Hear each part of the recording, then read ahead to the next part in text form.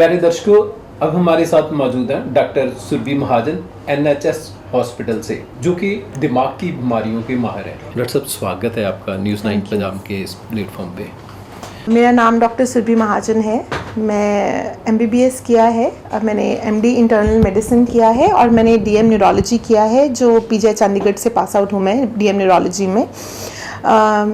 मैं दिमागी बीमारियों को देखती हूँ, जिसमें बहुत सारी बीमारियाँ आती हैं, जैसे हेडेक्स, स्ट्रोक, डिमेंशिया और मसल एंड नर्व डिजीज़ेस, और स्पेसिफिकली मेरा इंटरेस्ट है मूवमेंट डिसऑर्डर्स में। तो सबसे बात पहले कहते हैं कि दिमाग की बीमारियां, बहुत लोग जो दिमाग की बीमारियों के साथ जूझ रहा है, तो शुरुआती रुझान में उसे पता ही नहीं चलता कि मैं इसकी जकड़न में आ चुका हूँ। कौन कौन से सिम्टम हैं जो नज़र आते हैं और तब हमें डॉक्टर के साथ कंसल्ट करना चाहिए। एंड आज हम बात कर रहे हैं न्यूरोलॉजिकल डिसऑर्डर्स के बारे में, न्यूरोलॉजी के बारे में, यानी दिमागी बीमारियों के बारे में। तो जहाँ पे दिमागी बीमारियों की बात आती है, वहाँ पे हमें कुछ सिम्टम्स हैं जो बहुत ही प्रमुख तौर से आते हैं। उसमें है सबसे पहला और सबसे कॉमन हेडेक, मतलब सिर का दर्द, जो कॉमनली हमारे पास सबसे ज़्यादा मात्रा में जिससे लोग आते हैं। हेडेक हो रहा है, हमारे पास आया जाता है ये बोल के कि हेडेक हो रहा है, जिसके लिए वो खुद ही हमें बताते हैं कि उनका BP लो है, BP हाई है, टेंशन है। हाँ, ये सारे कारण हैं जो हेडेक को प्रमोट करते हैं, जो हेडेक का कारण हो सकते हैं, पर इसके अलावा भी बहुत ज़्यादा कारण हैं जो हेडेक करते हैं, और उन सब कारणों की प्रॉपर जांच के लिए हमारे पास आना चाहिए। एज न्यूरोलॉजिस्ट हमें कंसल्ट करना चाहिए। उसके अलावा बीमारियां आती हैं, नसों की बीमारियां, चलने में तकलीफ़ होना, चलना धीमा होना, या चलते चलते अकड़न हो जाना, या फिर नसों की बीमारियां होना, मसल्स की बीमारियां होना, बैठ के उठने में प्रॉब्लम आना, चलने में प्रॉब्लम आना। उसके अलावा एक सेट ऑफ कैटेगरीज होता है न्यूरोलॉजी में, जैसे हम मूवमेंट डिसऑर्डर्स की बात करते हैं, जिसमें या तो शरीर में धीमापन आ जाता है या फिर शरीर में तेज़ी हो जाती है। तो कुछ नाम जो इम्पॉर्टेंट है मूवमेंट डिसऑर्डर्स में, वो हैं पार्किंसंस डिजीज जैसी बीमारियां, पार्किंसोनिज्म जैसी बीमारियां। उसके अलावा अटेक्सिया, हिलना जुलना। जो आप इंग्लिश में बोल रही हैं, इनको थोड़ा ऐसे करके कॉमन आदमी को समझ आए कि कैसे कैसे कौन कौन से सिम्टम हैं जो जिसके बाद तो वो सीधा आपसे कंसल्ट कर सके। अगर शरीर में धीमापन आने लग जाता है, बहुत ही स्लो चलने लग जाता है, स्लोनेस आती है एक्टिविटी में, या फिर चलना बहुत ही तेज हो जाता है, गर्दन, हाथ पैर में अगर अकड़न हो जाती है, कंपन होने लग जाती है हाथों में बहुत ज़्यादा, स्टिफनेस हो जाती है, बहुत ही ऐंठ जाता है शरीर, अकड़ जाता है शरीर, या फिर बैलेंस नहीं बनता है, चलते चलते गिर जाता है, डोलने लग जाता है, वो बीमारियाँ। उसके अलावा भूलने की बीमारियाँ, हर रोज़मर्रा के काम ना कर पाना भूलने के कारण, कुछ चीज़ें रख के भूल जाना, और आजकल की डाइट के अकॉर्डिंग, आजकल की लाइफस्टाइल के अकॉर्डिंग एक बहुत ही इम्पॉर्टेंट चीज़, एक बहुत ही इम्पॉर्टेंट बीमारी जो हम देखते हैं वो है स्ट्रोक।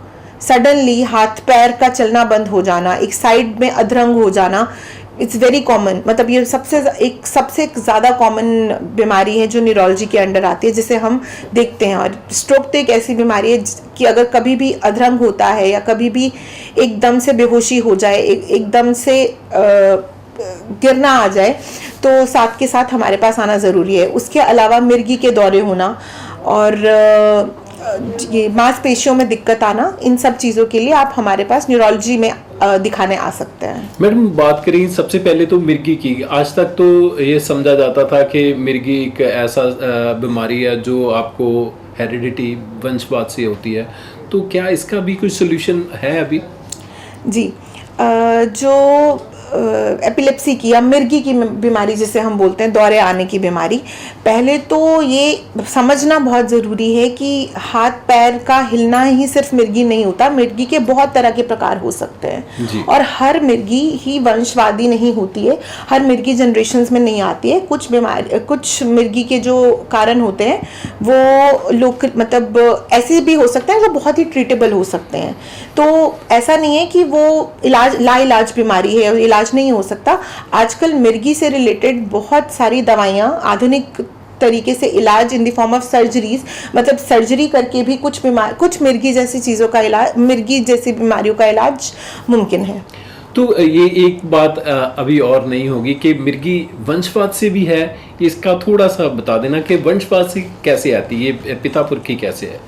नहीं, हर एक बीमारी जेनेटिक बीमारी नहीं है, वंशवादी, हर एक मिर्गी वंशवादी नहीं है जैसे कि मैंने अभी बताया, लेकिन कुछ जीन्स वो स्पेसिफिक कुछ जीन्स होते हैं जिन्हें हम जेनेटिक टेस्टिंग से देखते हैं।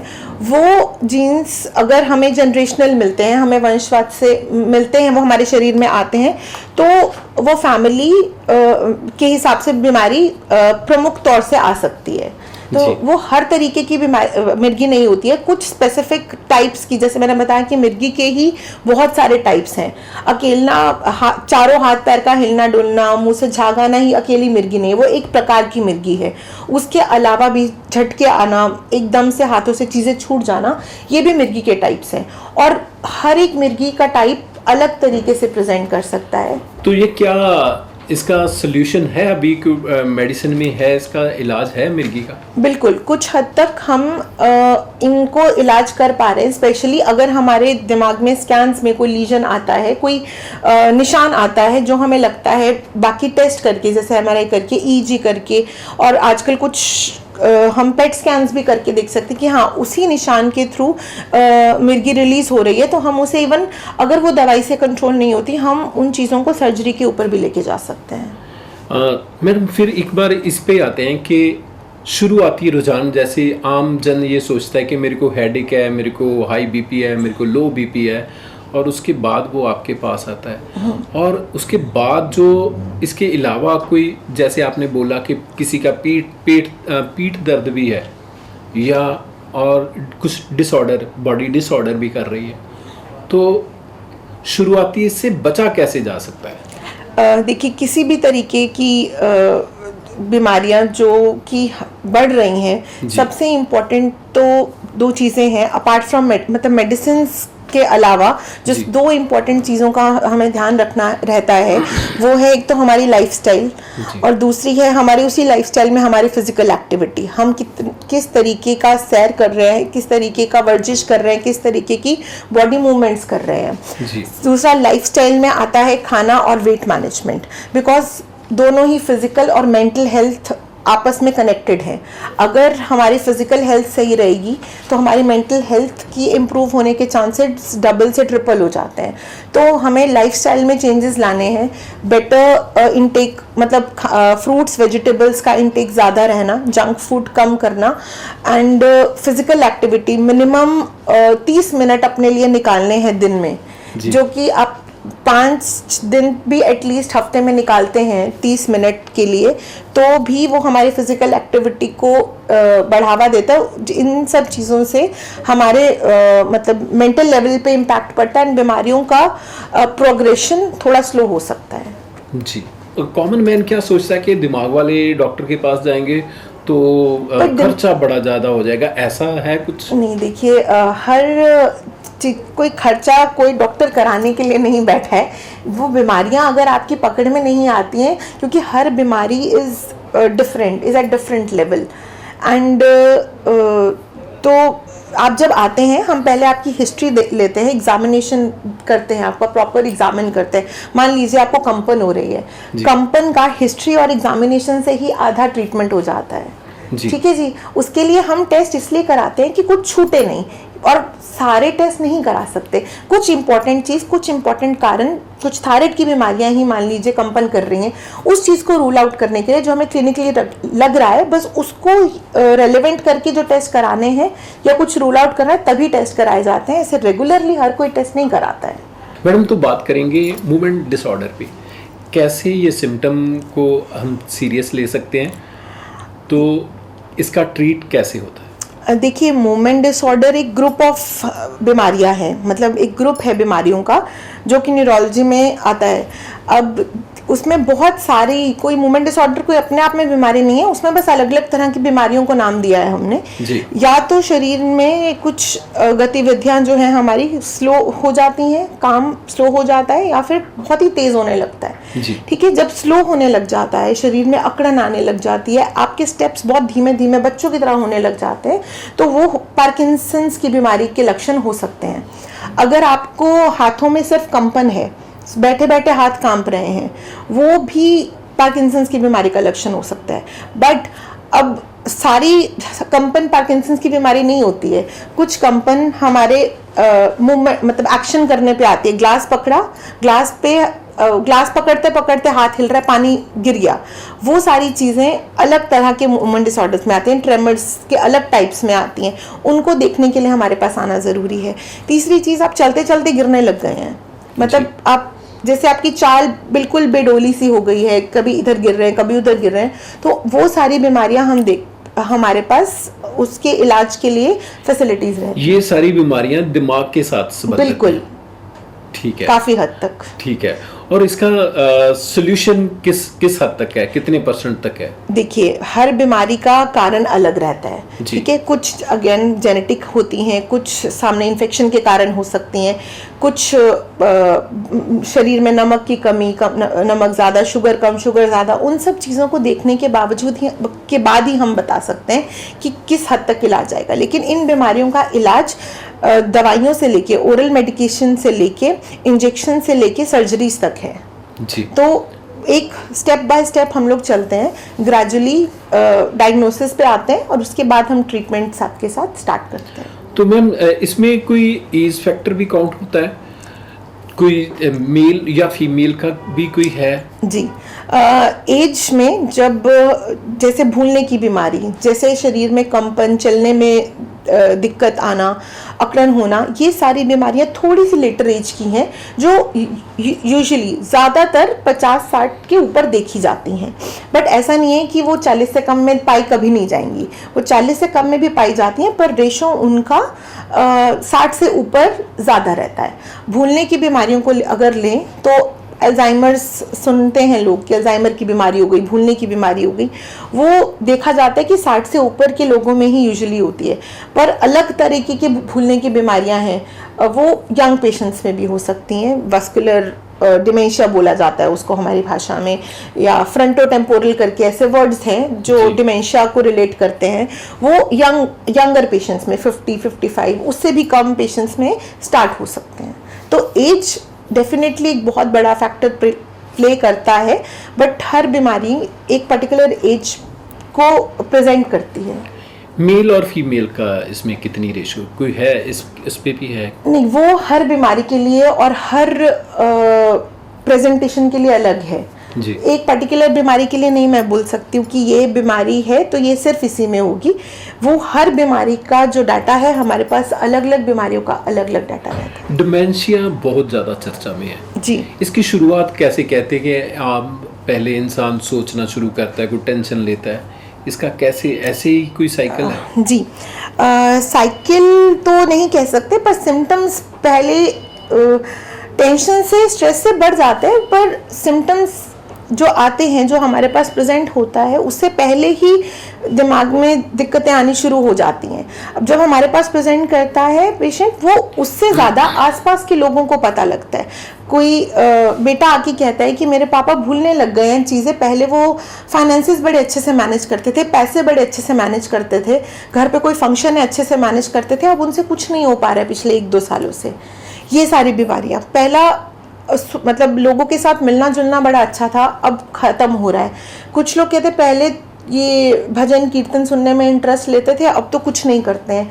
ये सारे छोटे छोटे रोज़मर्रा की चीज़ें जो पहले हो पाती थी और अब नहीं हो पा रही हैं, दीज आर प्रोग्रेसिव सिम्टम। मतलब ये डिमेंशिया के एक तरीके के सिम्टम्स हैं जो प्रोग्रेसिवली आते हैं, जो धीरे धीरे बढ़ते हैं। इसका मेन कारण किसी जगह माना जा सकता है कि मोबाइल इसका मेन कारण है, या सोसाइटी से कट ऑफ होना इसका कारण माना जा सकता है? इन्हें कारण डायरेक्टली नहीं, इनडायरेक्टली ज़रूर माना जा सकता है। इनडायरेक्टली प्रेसिपिटेट करते हैं ये चीज़ों, बढ़ाते हैं, पर उन्हें डायरेक्टली इम्प्लीकेट करना कि हाँ ये तो यही कर रहा है, वो थोड़ा मुश्किल होता है। लेकिन पर डेफिनेटली कोई भी चीज़ें, ब्रेन डिजनरेशन, इन सब चीज़ों से प्रोग्रेस हो सकती है, जल्दी हो सकती है। कोई हमने बात करी, अधरंग होता है, एक साइड एकदम से कमज़ोर हो जाती है या फिर सडन बेहोश हो जाते हैं, तो उनका जल्दी से जल्दी अस्पताल में आना, जहाँ पे एक स्ट्रोक डील करने की फैसिलिटी है, वो इम्पॉर्टेंट है। क्यों? क्योंकि हम मान के चलते हैं कि 4.5 घंटे बड़े क्रूशल हैं उस स्ट्रोक को, उस क्लॉट को निकालने के लिए, अगर दिमाग में क्लॉट आता है।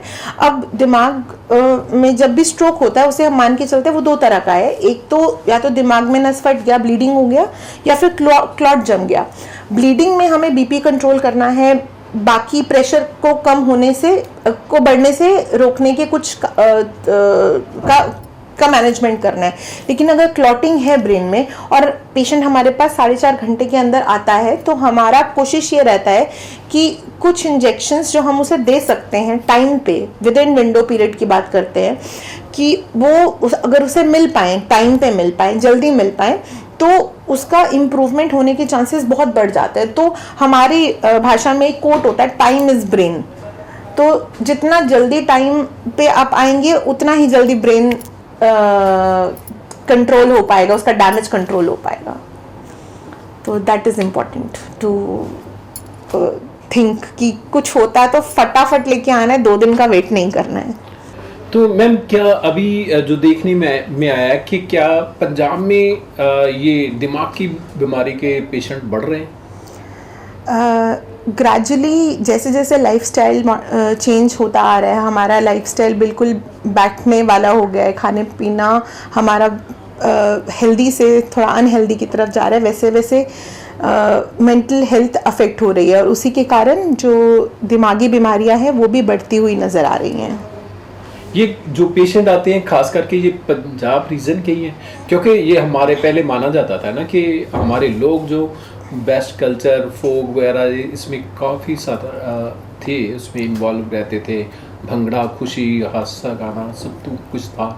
तो ये दिमाग की बीमारियां तो ये ऐसे ना डिप्रेशन वगैरह का नहीं सर, एक्चुअली डिप्रेशन एक अलग बीमारी में आता है। डिप्रेशन से बाकी जो न्यूरोलॉजिकल बीमारियां हैं वो बढ़ ज़रूर जाती हैं, लेकिन ऐसा नहीं है कि सिर्फ स्ट्रेस वाले पेशेंट्स आते हैं। जैसे कि मैंने बताया, देयर मल्टीपल चीज़ें हैं जो हम न्यूरोलॉजी में कवर करते हैं, और ऐसा नहीं है कि सिर्फ पंजाब के patients, all over the world the neurological diseases are becoming more and more common.